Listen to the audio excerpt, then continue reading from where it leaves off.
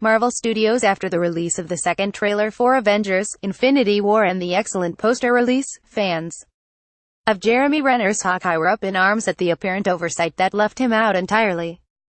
Some even responded with photoshopped posters reinstating the character as it should have been, to rectify the injustice. But there's a good reason Hawkeye isn't on the poster or in the trailer. It's because he's not in the movie. Not in any sort of meaningful way, and no amount of photoshopping posters will change that because we already have firm evidence that it's the case. In the Infinity War Prelude comic, it is confirmed that Hawkeye is retired, having made the decision in order to spend more time with his family.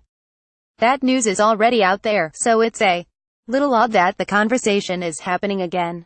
And that comments that were posted by Collider on set last year have come out with a new interpretation entirely suggesting something that is false.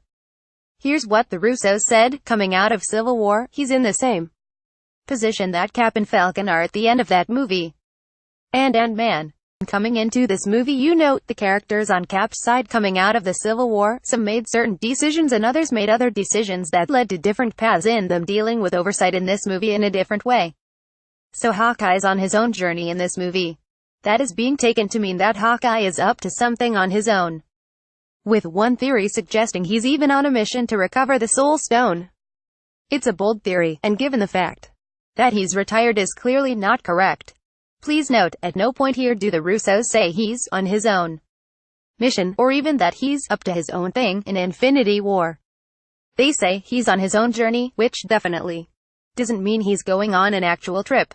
His journey is being a family man, something he hasn't done since he became an Avenger, and there's no way his guilt at leaving his family to be concerned about his safety would be immediately forgotten for the sake of another job.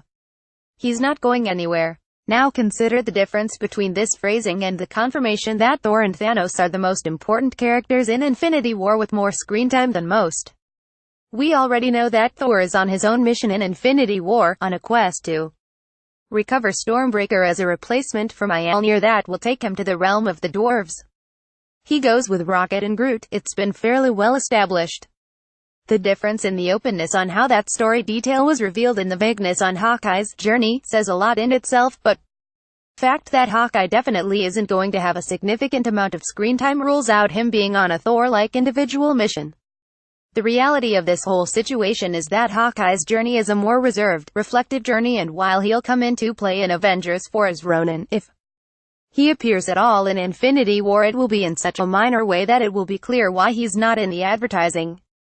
Read next, who kills Thanos? Predicting Avengers: Infinity War's climax.